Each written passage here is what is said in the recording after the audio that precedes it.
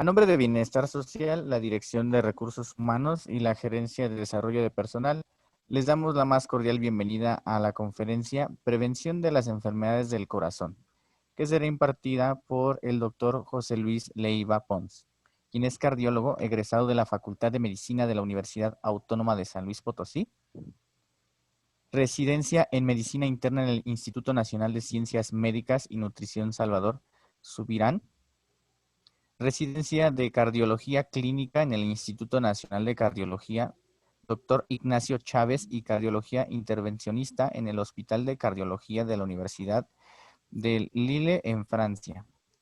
Profesor del curso de Cardiología de pre y posgrado en la Facultad de Medicina de la UASLP. Adjunto de Cardiología en el Hospital Central Dr. Ignacio Morones Prieto. Investigador principal y coordinador nacional de estudios clínicos multicéntricos relacionados con anticoagulantes y antiagregantes, plaquetarios y hipolipemiantes, inhibidores del PCSK9. Especial interés en tratamiento de pacientes con síndromes coronarios agudos e infarto agudo de miocardio, diabetes mellitus y prevención de riesgo cardiovascular. Doctor, bienvenido a este su espacio, le cedo la palabra. Muchas gracias, Fernando.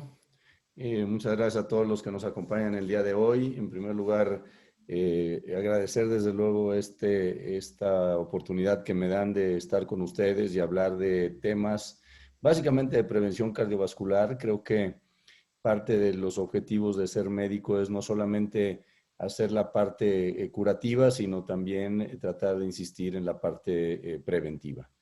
Gracias a Paco, gracias a Amgen y a SEARS que nos han invitado. Celebramos mañana el Día Mundial del Corazón. Creo que es una fecha para todos muy importante, muy interesante.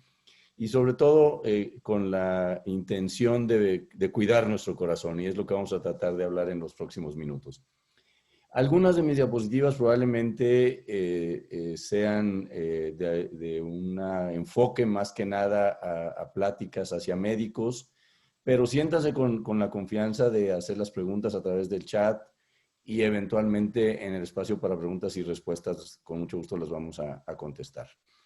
Y bueno, en realidad no tengo algún conflicto de interés. En realidad sí he participado como investigador principal en estudios relacionados con hipolipemiantes, que es un poquito el tema de hoy, y en algunas presentaciones patrocinadas por algunos de los laboratorios que ustedes conocen.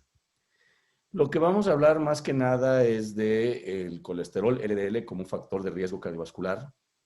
Y en primer lugar, decirles que la enfermedad cardiovascular es la causa principal de muerte en nuestro país, eso todos lo sabemos, así ha sido históricamente. Es la causa de un número importante de mortalidad en el año y en el cual tiene una prevalencia muy importante la hipercolesterolemia. En este caso hablo de un 43%, pero ya verán ustedes diferentes estadísticas. Y lo que es importante también reconocer el impacto que esto significa a la economía de las personas y de los sistemas de salud y de un país, desde luego, por el costo de atender la enfermedad cardiovascular y después la discapacidad que esta enfermedad cardiovascular puede dejar y el significado económico que esto también puede tener en nuestra sociedad. La enfermedad cardiovascular, aquí lo vemos en rojo en el lado izquierdo, es causa importante de mortalidad desde edades tempranas de la vida. Junto con la diabetes es probablemente en individuos menores de 70 años causa importante de muerte. Y vean ustedes, es lo mismo en el caso del varón y de la mujer. Pero hablando específicamente de enfermedad cardiovascular en nuestro país, la enfermedad relacionada con el infarto agudo del miocardio, la enfermedad coronaria, es la causa número 1 de mortalidad. Entonces, la enfermedad cardiovascular en general y en particular su afección a nivel del árbol coronario, a nivel de las arterias que nutren de sangre nuestro corazón, es la causa principal. Y vean ustedes cómo esto es válido quizás en el caso de tanto en el varón como para la mujer, pero quizás en el caso de la mujer hay otras cosas propias del género que también causan importante mortalidad cardiovascular en la mujer. Pero bueno, hablaremos un poquito de los factores de riesgo. Esta diapositiva está tomada del registro REMECAR, que es una iniciativa privada de algunas gentes que ustedes también conocen, donde vemos que con esta participación de médicos, tanto del medio privado como público, en casi 10,000 individuos registrados ya en REMECAR, esta diapositiva, ya ahorita casi estamos como en el doble quizás de pacientes registrados. La hipertensión arterial es el factor de riesgo número 1, pero vean ustedes cómo la dislipidemia ocurre casi en un 60% de la población, tanto varones como mujeres. Entonces son hipertensión, dislipidemia y en tercer lugar la diabetes mellitus como factores de riesgo prevalentes en nuestro país. Esto me parece muy importante destacar que esto es una estadística nacional de los médicos que participan dentro de nuestro país, cubriendo toda la extensión del mismo.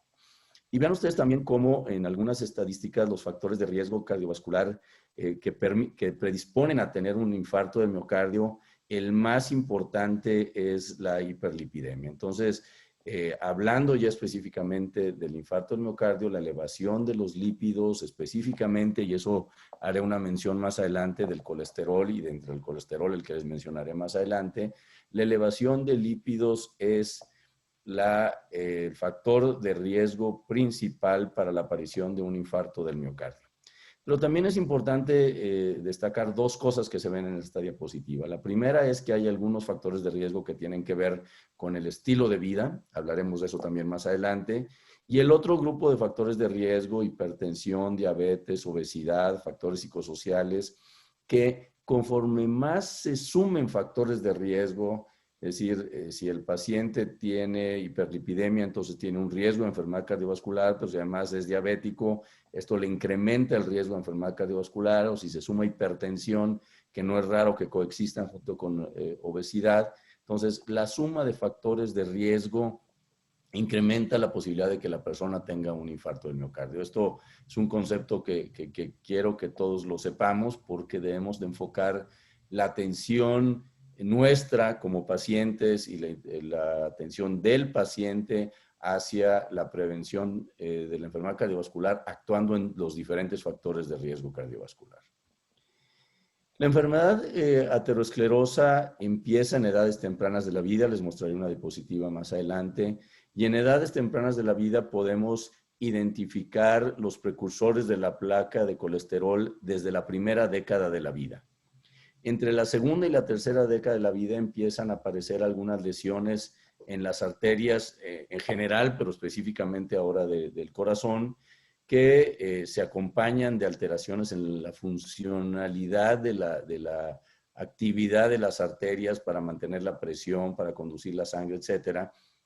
Y entonces, a lo largo del tiempo va habiendo este acúmulo de lípidos, después va habiendo cambios en la placa de colesterol que predisponen, aunque en un momento de la vida, sin que uno pueda predecir cuándo va esto a ocurrir, la mayor parte de las veces no tenemos el factor precipitante para que venga la ruptura de la placa de colesterol y con esto los síndromes vasculares, en este caso los síndromes coronarios, pero en general los síndromes vasculares que ocurren en toda la circulación del organismo, a nivel del sistema nervioso central, a nivel de la circulación periférica o a nivel, desde luego, de la circulación coronaria. Entonces, esta es una enfermedad que empieza en edades tempranas de la vida, no es única de la gente de edad avanzada, y entonces cuando identificamos esta predisposición hay que dar un tratamiento temprano y agresivo de la aterosclerosis para disminuir el riesgo de enfermedad cardiovascular. Esta es una mala diapositiva, es una mala caricatura, por decirlo así, pero vean ustedes, sí, efectivamente, la enfermedad aterosclerótica empieza desde edades tempranas de la vida, quizás al principio haya solo disfunción endotelial, pero después empieza a haber engrosamiento de la pared de la arteria y depósitos de placa de colesterol que habitualmente con la edad estos depósitos son más importantes. Entonces empieza temprano, pero se va agravando a lo largo de la vida la posibilidad de tener enfermedad aterosclerótica y el riesgo de tener eventos cardiovasculares. Y de la misma manera, bueno, en esta diapositiva trato de ejemplificar, perdónenme que sea en inglés, Pero vean ustedes cómo desde edades tempranas de la vida entramos con esta fase que llamamos de prevención primaria. Quiere decir, en aquellos factores, aquellas personas que tienen riesgo cardiovascular, hay que prevenir la evolución de las placas de colesterol, y en esta fase estamos hablando de lo que se entiende como enfermedad o prevención primaria. Es decir, prevención primaria es antes de que el individuo tenga un evento cardiovascular, cuando tiene solamente factores de riesgo que lo predisponen al mismo, pero hay que actuar antes de que la persona tenga un evento que puede ser catastrófico. Y conforme transcurre el tiempo, ya hay progresión de la placa o hay, conforme transcurre la edad, entonces la persona presenta un evento cardiovascular, y aquí estamos hablando ya después de un primer evento cardiovascular del riesgo de tener un nuevo evento, y a esto llamamos prevención secundaria. Ahora se usa otra terminología, hablamos de prevención primordial en aquellas gentes antes de que desarrollen factores de riesgo, pero piensen ustedes, prevención primaria es cuando la persona tiene factores de riesgo, pero no ha tenido eventos cardiovasculares, y prevención secundaria es los cuidados que hay que tener en la persona que ya tuvo un primer evento cardiovascular y hay que tratar de evitar que este se repita. Esto es un concepto muy básico, pero también esperemos que más adelante podamos hablar un poquito a propósito de esto. Entonces, lo importante de la conversación de hoy tiene mucho que ver con la prevención primaria y prevención secundaria de eventos cardiovasculares. Ahora, ¿cuáles son las enfermedades cardiovasculares más comunes? Las vemos en esta diapositiva. Desde luego, la enfermedad de las arterias coronarias, que es la aterosclerosis y la posibilidad de tener un infarto. Pero esta misma enfermedad predispone a tener infarto cerebral o accidente cerebrovascular, a tener insuficiencia cardíaca, arritmias cardíacas, enfermedad de las válvulas cardíacas, y en esta diapositiva no la vemos porque hablamos casi solo del corazón, pero también la enfermedad aterosclerosa puede presentarse a nivel de la circulación periférica. Son las gentes habitualmente diabéticos que a la larga desarrollan alteraciones de la circulación hacia las piernas, por ejemplo, y terminan en una amputación. Es la misma enfermedad. Entonces, prevengamos la enfermedad del corazón, pero prevengamos también el accidente cerebrovascular y la enfermedad arterial periférica. Una característica muy particular de la cual les quiero mencionar también es la asociación que tenemos en México de obesidad con hipertensión, con diabetes o prediabetes. Eso es algo que quiero también dejarles muy claro en esta ocasión. Vean ustedes cómo, por ejemplo, en grupos de edad, a edades menores, habitualmente el paciente diabético habitualmente se asocia con mayor tasa de obesidad, es lo que estamos viendo aquí. Y el individuo mexicano, conforme incrementa en la edad, tiene una mayor tasa de obesidad. La obesidad es un problema de salud de nuestro país. La obesidad es algo que tenemos que tratar de evitar desde edades tempranas de la vida. Entonces, vean ustedes cómo conforme incrementamos en edad, aumenta el riesgo de tener obesidad, y también, sobre todo en el paciente que es diabético de mayor edad, mayor posibilidad de tener obesidad. El perfil característico de lo que llamamos el síndrome metabólico del mexicano, el síndrome que predispone al mexicano a tener enfermedad cardiovascular, es obesidad abdominal, elevación de triglicéridos, elevación de colesterol e hipertensión arterial.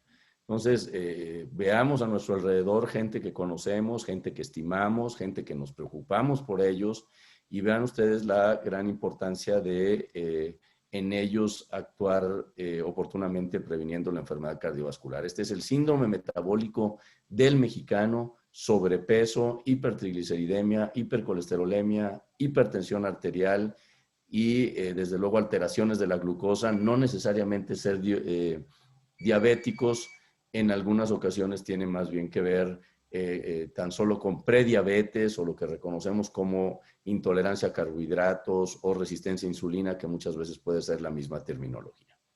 Entonces, esto es el perfil característico del síndrome metabólico en mexicano. La mayoría de las personas son obesas, hay elevación de ácidos grasos que dan lugar a factores de inflamación en el organismo. Esto predispone a resistencia a insulina y evolución a la diabetes. El individuo mexicano tiene incremento de triglicéridos, baja el colesterol protector, el HDL, y la obesidad habitualmente se asocia con un incremento en la presión arterial y lo que llamamos un estado proinflamatorio, protrombótico, que es lo que nos predispone a tener eventos cardiovasculares. Entonces, sí, me voy a hablar sobre todo de hipercolesterolemia, pero recordar este perfil característico de nosotros los mexicanos con una predisposición particular para tener enfermedad cardiovascular, de acuerdo a lo que estamos viendo en esta diapositiva. Hablar del colesterol se remonta casi a principios del siglo pasado, en el que se empezó a hablar de colesterol y aterosclerosis. Después, a mediados del siglo pasado, se empezó a hablar de factores de riesgo cardiovascular y se identificó el colesterol como un factor de riesgo cardiovascular importante. Después ha venido pues, el desarrollo de fármacos protectores y de tratamiento para la hipercolesterolemia. Entonces, hay que también saber que el colesterol no es del todo malo, es decir, nosotros necesitamos colesterol en nuestro organismo porque es una molécula indispensable para la formación, bueno, que se produce en el hígado y habitualmente el colesterol que uno mide en la sangre es el producido en el hígado, no tanto el que se come uno en la dieta. Entonces, a veces decir, bueno, voy a controlar mi colesterol con la dieta no es del todo cierto. Recordar que el colesterol se produce en el hígado porque el organismo lo necesita un poquito para funcionar, dado que es parte de las hormonas sexuales, por ejemplo, es parte de las paredes celulares, es parte de algunos neurotransmisores. Entonces, el organismo necesita de colesterol para funcionar, pero cuando hay exceso, esto se adhiere a las paredes arteriales, como hemos hablado, y esto es la causa fundamental del daño por aterosclerosis, y por esto es que hay que bajar el colesterol malo, el LDL, que mientras más bajo esté, es mejor. Este es un concepto muy importante, recordar que sí necesitamos tener colesterol, pero el suficiente para nuestras funciones normales. El colesterol no viene habitualmente de la dieta, lo producimos todos en el hígado, y este es un concepto muy importante. Y aquí lo vemos, ¿verdad? Hay diferentes tipos de colesterol. Hay desde los que se llama el colesterol de muy baja densidad, el de baja densidad y el de alta densidad. Es el colesterol LDL el principal responsable del acúmulo en las arterias. Entonces, el colesterol LDL se le ha reconocido como el causante de la enfermedad aterosclerosa. Y vean ustedes cómo también sabemos que a mayores niveles de colesterol LDL, mayores cantidades de depósitos de colesterol y mayor riesgo de tener enfermedad cardiovascular. El enemigo es el colesterol LDL, reconózcanlo como el colesterol malo. Y vean ustedes también cómo, aquí lo vemos, la pura enfermedad de las arterias coronarias incrementa conforme están más altos los niveles del colesterol circulante. Esto nos predispone a tener infarto, nos predispone a tener angina de pecho, nos predispone a tener muerte súbita y nos predispone desde luego a las consecuencias de los eventos cardiovasculares. Aquí nuevamente lo veo. Vean ustedes cómo conforme se incrementa el colesterol, pueden aumentar los eventos en las arterias coronarias, los eventos cardiovasculares, la mortalidad, el infarto y el infarto cerebral. Entonces, colesterol LDL predispone a tener enfermedad aterosclerosa y sus consecuencias. De aquí que para facilitar las cosas y para que todos nos llevemos también este mensaje, tener un colesterol LDL es el que se mide, es el que se recomienda como el análisis lipídico primario para evaluar, diagnosticar y manejar a nuestros pacientes con riesgo cardiovascular.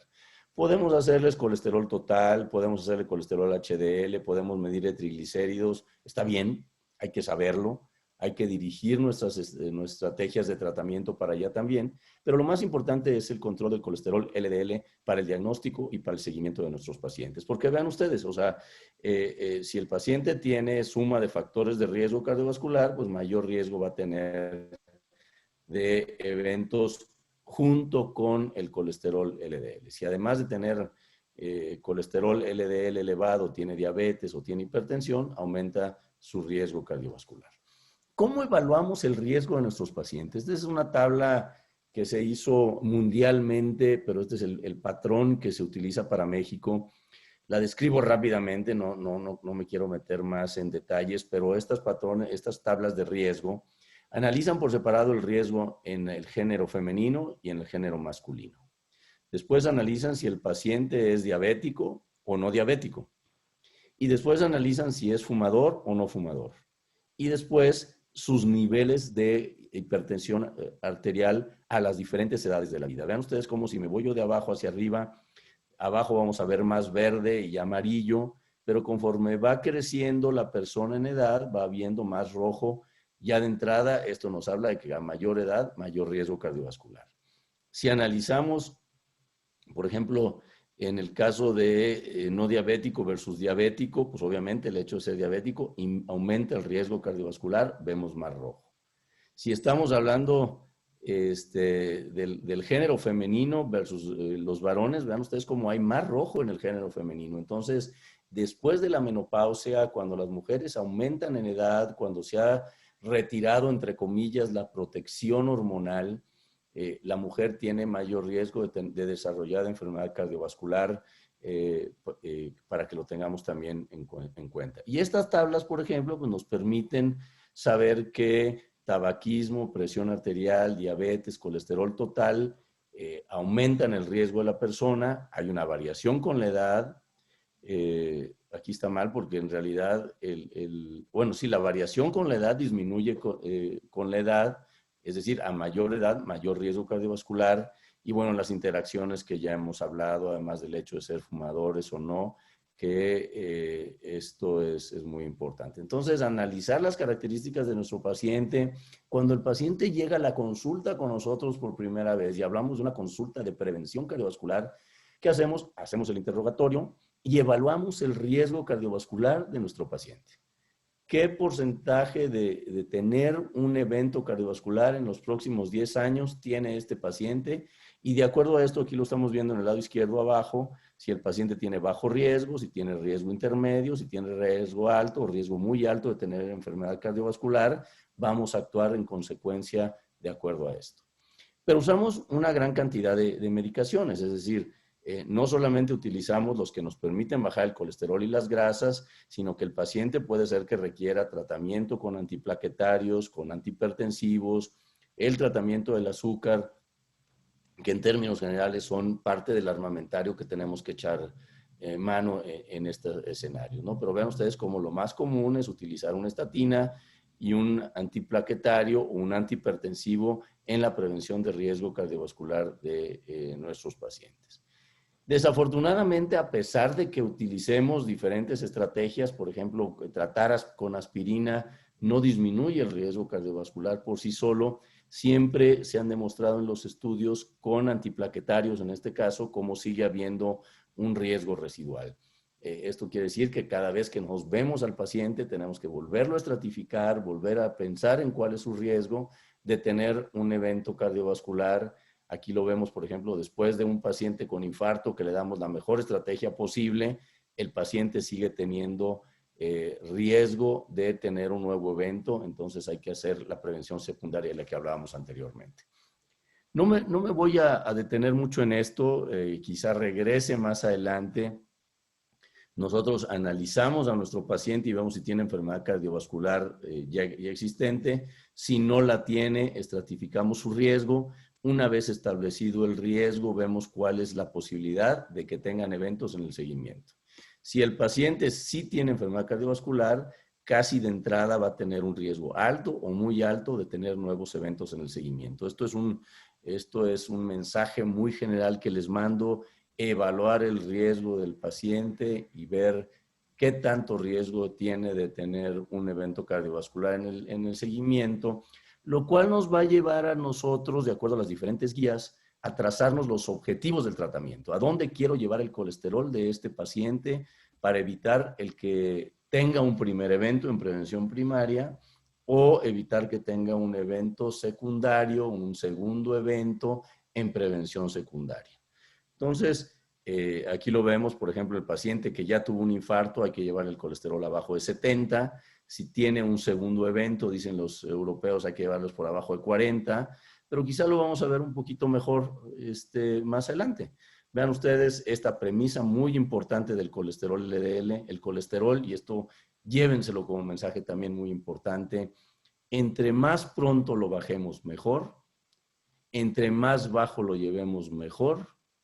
Entre más tiempo mantengamos el colesterol bajo, mejor. Y aquí vemos, por ejemplo, esto es prevención secundaria. Aquí esta diapositiva me gustaría tenerla de izquierda a derecha, pero se analiza de derecha a izquierda, cómo conforme nosotros vamos bajando los niveles del colesterol LDL, bajamos también la tasa de eventos cardiovasculares y eso es nuestro objetivo. Disminuir el colesterol para disminuir la posibilidad de tener un primer evento o, como en esta diapositiva, un evento recurrente en nuestros pacientes. Y vean ustedes lo que pasa, por ejemplo, en aquellos pacientes que tienen colesterol LDL en 50 o 60, pues esto es la posibilidad de que tengan daño vascular en uno o más sitios es más bajo y entonces habitualmente no tienen aterosclerosis. Cuando tienen niveles mayores de colesterol, va incrementando el riesgo de tener aterosclerosis, pero también el riesgo de tener aterosclerosis en múltiples sitios. Es decir, a mayor colesterol puede ser que el paciente no solamente tenga incremento de depósitos de grasa en las arterias del corazón, sino también en la circulación periférica, en el cerebro, en los riñones, etc. Colesterol, esta es una manera diferente de verlo. A más bajo su colesterol, menor la posibilidad de tener aterosclerosis, menor la posibilidad de tener eventos vasculares en un momento dado. Y entonces, ¿qué logramos nosotros? Si nosotros empezamos a bajar el colesterol lo antes posible, en los primeros días, al cabo del tiempo vamos a tener estabilización de la placa o regresión de la aterosclerosis, al cabo de meses o años va a haber prevención de eventos cardiovasculares y a lo largo vamos a reducir la mortalidad cardiovascular. Esto es un algo de todos los días. Me gusta mucho esta diapositiva para ejemplificar cómo el colesterol, entre más tiempo lo mantengamos bajo, es mejor y vamos a reducir la mortalidad cardiovascular y retirar la posibilidad de que nos tengan que dar nuestro certificado de defunción por no haber prevenido la enfermedad cardiovascular. Esto es un poquito medio de broma, pero pues bueno, es para enviarles este mensaje. Entonces, al principio logramos bajar el colesterol, luego estabilizamos la placa, prevenimos eventos y al final reducimos la mortalidad. Y vean ustedes nuevamente, me regreso a lo que les dije anteriormente, estratificamos el riesgo en nuestro paciente. Aquí vemos el paciente tiene un factor de riesgo o es diabético, tiene bajo riesgo, entonces nuestro nivel del colesterol puede ser que sea 115 miligramos por decilitro. Si el paciente es diabético, ya de cierta evolución, no tanto, colesterol alto, bueno, tiene un riesgo moderado de eventos, bajar el colesterol a menos de 100. Si el paciente tiene riesgo alto, es diabético de más de 10 años de evolución, además tiene otros factores de riesgo, a lo mejor es hipertenso o hiperlipidémico, entonces tiene un riesgo alto, hay que bajarle el colesterol a menos de 70. Si el paciente tiene riesgo muy alto, ya tuvo un infarto, ya tiene diabetes con daño a órganos blancos, tiene falla renal, entonces este paciente tiene muy alto riesgo de eventos cardiovasculares y entonces el objetivo tiene que ser llevar el colesterol por abajo de 55 miligramos por decilitro. Estratificar el riesgo, fijar las metas a dónde queremos llevar el colesterol en nuestros pacientes y en algunos casos de que lo que se llama en la actualidad altísimo riesgo, el que ya tuvo un evento y tiene recurrencia de los mismos, llevarlo todavía más abajo sus niveles de colesterol. No todo, desde luego, es medicamentos, también tiene que ver con dieta, una alimentación adecuada, actividad física, de preferencia 2 a 5 horas por semana, o de 30 a 60 minutos por día, bajar el peso corporal, control de la presión arterial por abajo de 140-90 en la población general y en la mayoría de los casos abajo de 130-80, suspensión del tabaquismo y aquí están nuestros niveles de control de la glucosa. Entonces, hay que tener un control integral de los factores de riesgo cardiovascular empezar, por ejemplo, con los cambios en el estilo de vida, dietas ricas en frutas, vegetales, baja en grasa, ejercicio aeróbico, reducción de la ingesta de sal, restricción del consumo de alcohol, y todo esto nos va a llevar a que también bajemos de peso, y entonces obviamente vamos a tener una reducción importante, en este caso de la presión arterial, pero todos estos factores de riesgo impactan en control de la presión, en control del azúcar, en control del colesterol, en disminución de peso y de obesidad. Entonces, esto es la parte inicial del manejo. Nosotros como médicos, sugerírselo al paciente, y nosotros como pacientes entender que antes que medicinas el cambio en el estilo de vida es fundamental. Y aquí lo vemos también, ¿verdad? Digo, el manejo del riesgo cardiovascular incluye consultas de seguimiento, uso de medicamentos, cambios en el estilo de vida, control del azúcar, control de la presión, manejo de padecimientos, apoyo emocional. Nuestros familiares y nosotros mismos necesitamos el apoyo emocional para lograr controlar los factores de riesgo, y en la actualidad, bueno, también saber que las vacunas son necesarias para prevenir eventos cardiovasculares también. Entramos a los fármacos. Voy a hacer una pequeña pausa aquí, simplemente para pedirles que por favor vayan pensando sus preguntas para que cuando tengamos un espacio al final podamos tener una interacción que sea interesante. Entramos a los fármacos. El control del colesterol básicamente se hace con este grupo de medicinas que se llaman las estatinas.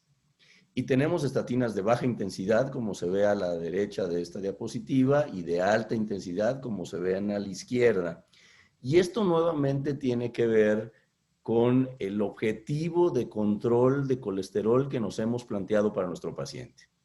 Si queremos bajarle el colesterol al paciente de manera importante, llevarlo a la meta de disminuir los eventos cardiovasculares, pues vamos a tener que utilizar estatinas de alta intensidad, atorvastatina, rosuvastatina, que son las de más alta intensidad. Esto ha sido una crítica mía, y perdón que lo diga ahorita, espero no meter la pata, pero por ejemplo, durante muchos años el sistema público de salud de nuestro país proporcionaba pravastatina como tratamiento del colesterol. Es una estatina de baja intensidad que no nos va a permitir prevenir nada, por decirlo de una manera fácil. Entonces, estratificar el riesgo de nuestro paciente, fijar las metas y dar el tratamiento adecuado con los fármacos adecuados para alcanzar los niveles de colesterol que queremos.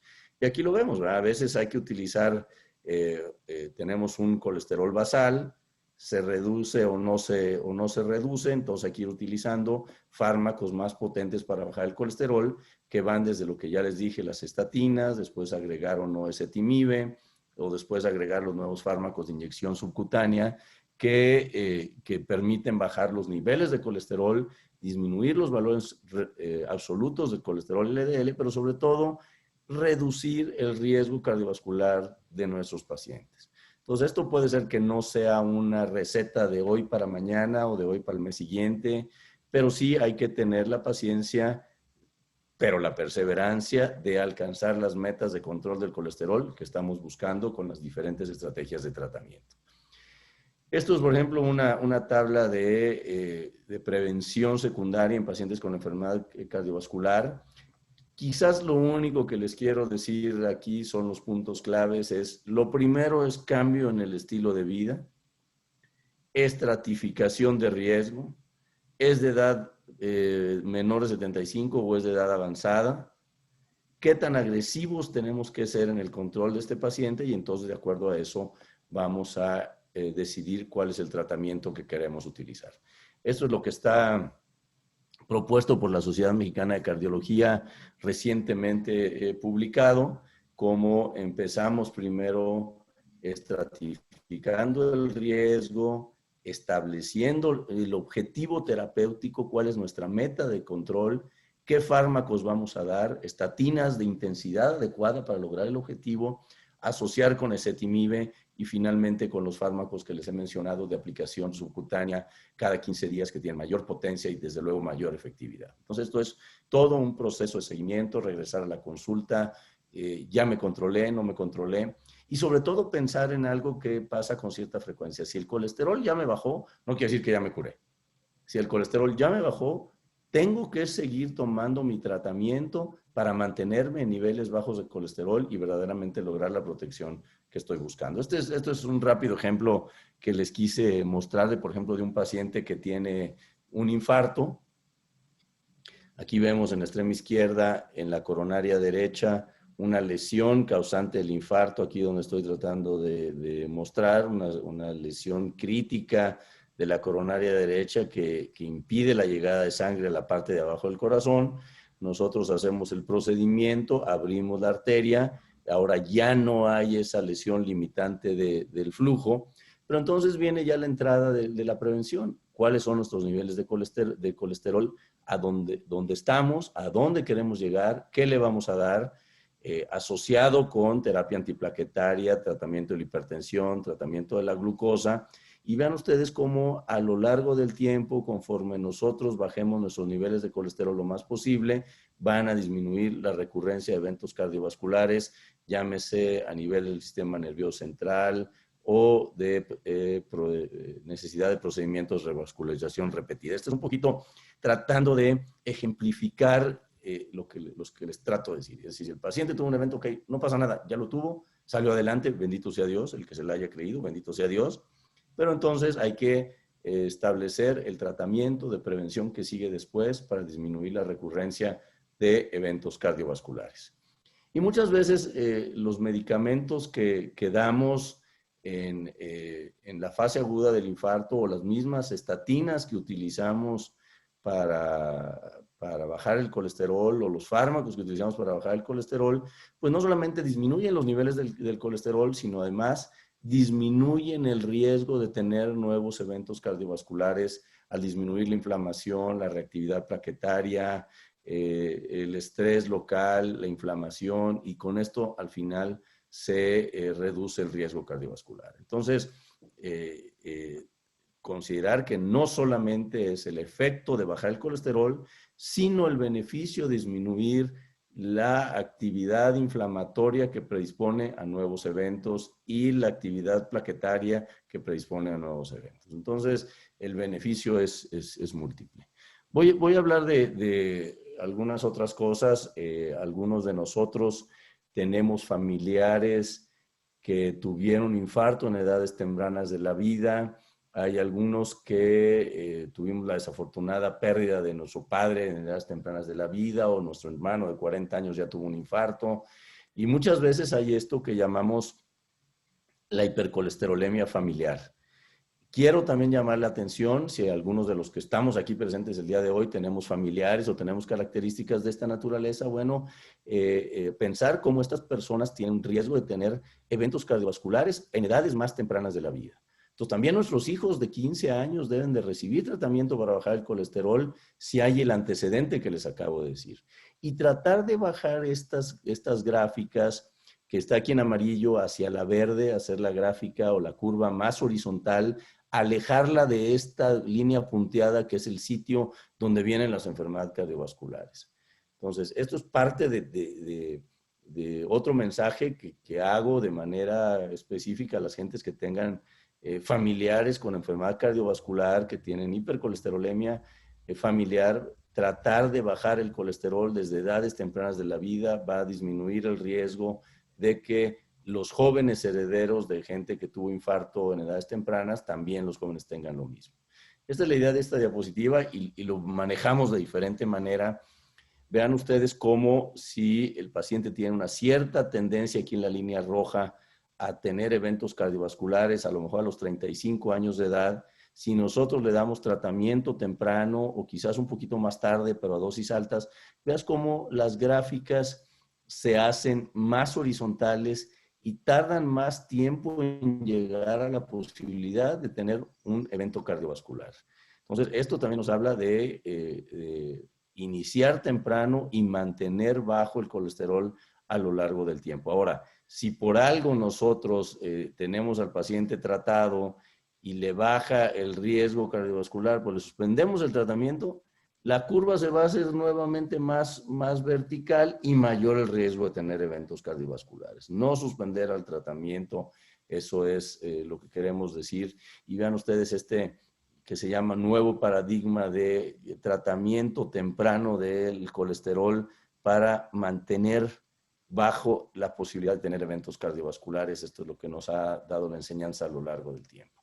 Y estas premisas que ya les he dicho, ¿verdad? El colesterol, entre más bajo mejor, entre más tiempo se mantenga bajo, mejor. Entonces, entre más pronto, entre más bajo y entre más tiempo mantengamos el colesterol, vamos a estar con menor posibilidad de tener eventos cardiovasculares. Ya vamos terminando, no voy a tardar mucho más. Esto es para decir nuevamente esto de que los pacientes hay que estratificar el riesgo, pero eso es, por ejemplo, algunas nuevas estrategias de tratamiento, que es la combinación entre estatina y ezetimibe, que han aparecido recientemente estas combinaciones. Vean ustedes cómo, por ejemplo, utilizar ezetimibe más simvastatina en estas dosis puede ser que tenga una mayor potencia que dar los fármacos de manera aislada. Entonces, a veces hay que pensar en más de un fármaco para bajar el colesterol, y estas nuevas combinaciones fijas de ezetimibe con estatinas pueden ser una interesante alternativa para nuestros pacientes. Entonces, definir el objetivo de colesterol, ajustar el tratamiento, alcanzar las metas y regresar cada vez que vemos al paciente a reestratificar, redefinir metas, ajustar tratamiento y alcanzar las metas. Esto debe ser parte de nuestra manera de abordar a los pacientes. Y hay un grupo de pacientes que tienen muy alto riesgo, ¿verdad? Probablemente es el paciente que ya tuvo un evento cardiovascular o ya tuvo un segundo evento cardiovascular.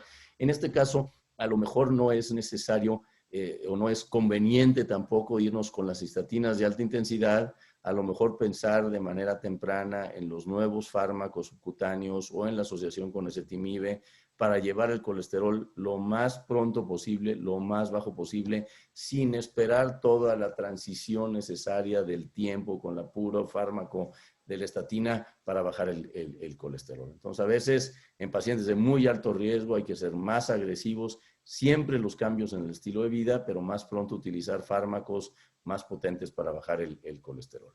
No tengamos miedo a bajar el colesterol. Esta es una diapositiva que me parece importante que la discutamos también. El colesterol muy bajo hace que la placa de colesterol se estabilice y puede ser que se haga menos importante.